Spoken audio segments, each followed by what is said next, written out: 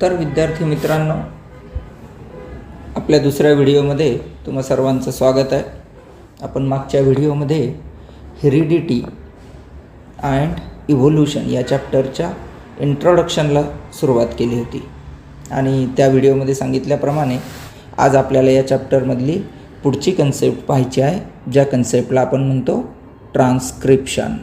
ही transcription concept पाहण्याआधी आपल्याला या संबंधीच्या 9वीच्या स्टँडर्डमध्ये आपण पाहिलेल्या काही बेसिक गोष्टींची एकदा आपण उजळणी करू, रिवाईज करू त्याला, आणि मग त्या बेसिक कन्सेप्ट्सच्या आधारावर आपल्याला पुढची प्रोसेस पाहता येईल.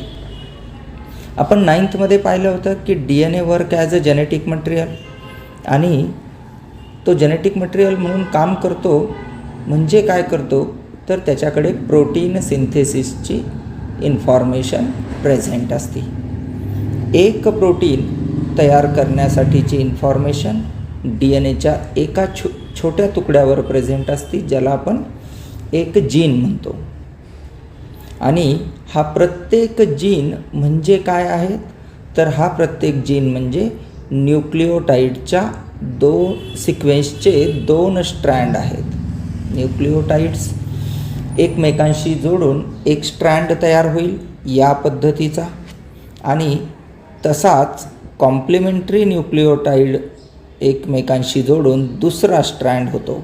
आणि जेव्हा 2 स्ट्रँडचे न्यूक्लिओटाइड्स एकमेकांना जोडल्या जातात त्यावेळेला आपल्याला जे स्ट्रक्चर तयार झालेलं दिसतं त्याला आपण डबल स्ट्रँडेड DNA म्हणतो.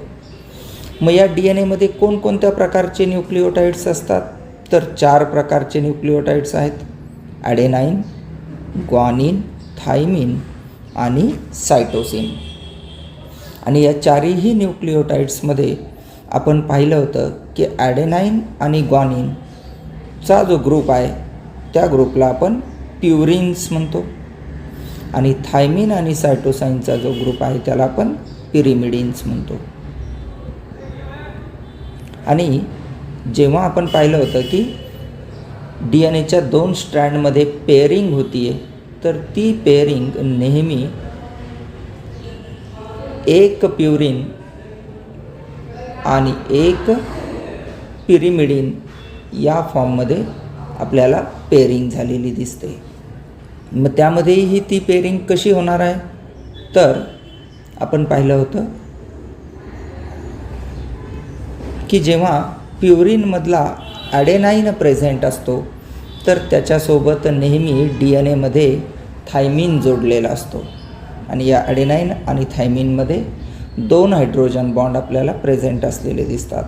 त्याच पद्धतीने ग्वानिनची पेअरिंग होत असती सायटोसाईनमध्ये, आणि इथे मात्र आपल्याला 3 हायड्रोजन बॉन्ड प्रेझेंट असलेले दिसतात.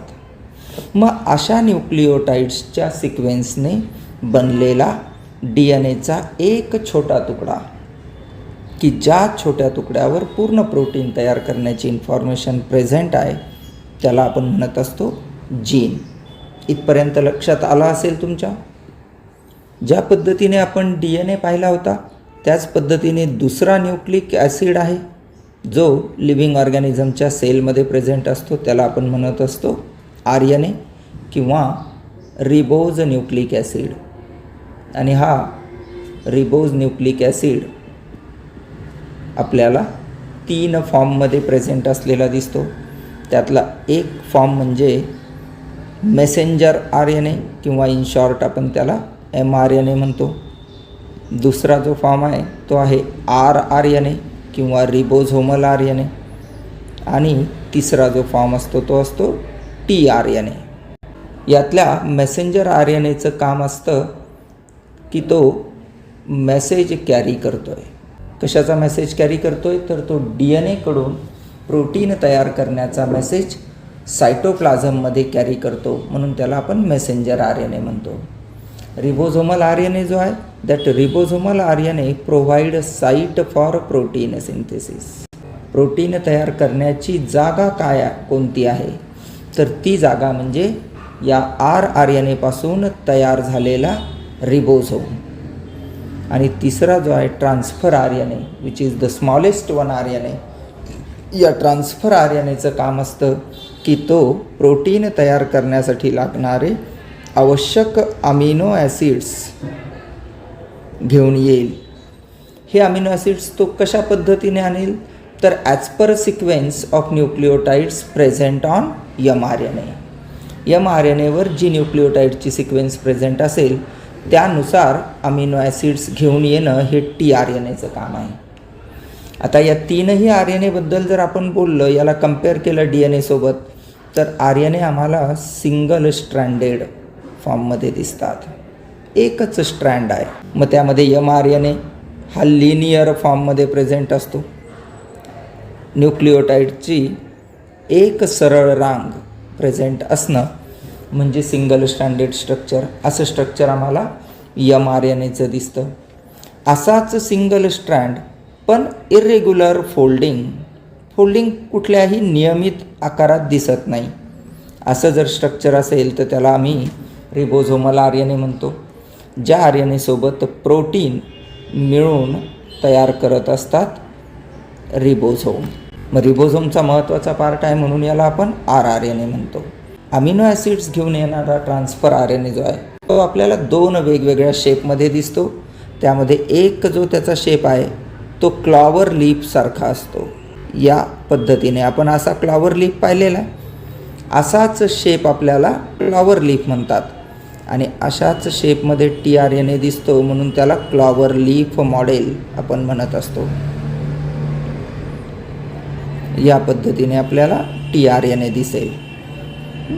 आणि tRNAचा दुसरा जो फॉर्म आहे तर तो हेअर पिन मॉडेल असतो, जिथे 3 लूप आणि त्याच्यासोबत 2 अनइक्वल साईजचे फ्री स्ट्रँड असा मिळून हेअर पिन मॉडेल आपल्याला tRNAचं दिसतं.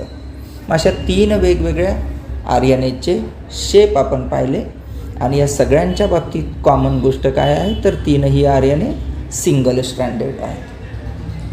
RNAचं आपण कंपोजिशन पाहिलं तर RNAसुद्धा 4 न्यूक्लिओटाइड्सपासून बनलेला दिसतो. त्यामध्येही 4 न्यूक्लिओटाइड्स आहेत. तर DNA सारखेच, फक्त थोडासा चेंज आहे. DNA सारखाच RNAमध्ये सुद्धा आम्हाला ॲडेनाईन दिसतो, ग्वानिनही दिसतो, सायटोसाईनही दिसतो.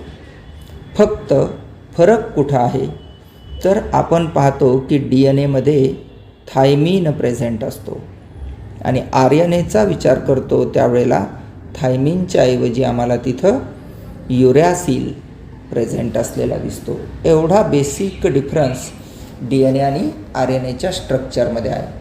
तर विद्यार्थी मित्रांनो, हे झालं आपलं 9th स्टँडर्डमध्ये शिकलेलो फाउंडेशनचा पार्ट, की ज्याच्या आधारावर आपण पुढची प्रोटीन सिंथेसिस प्रोसेस समजून घेऊ शकतो. इथपर्यंत तुम्हाला कळालं असेलच. आता आपण सुरू करूयात प्रोटीन सिंथेसिस प्रोसेस. ज्या प्रोसेसमध्ये तुम्हाला मागच्या लेक्चरमध्ये सांगितल्याप्रमाणे 2 स्टेप आपण पाहणार आहोत. पहिली स्टेप आहे ट्रान्स्क्रिप्शन आणि दुसरी स्टेप आहे ट्रान्सलेशन. आपल्या नवीन व्हिडिओला आपण सुरुवात करू.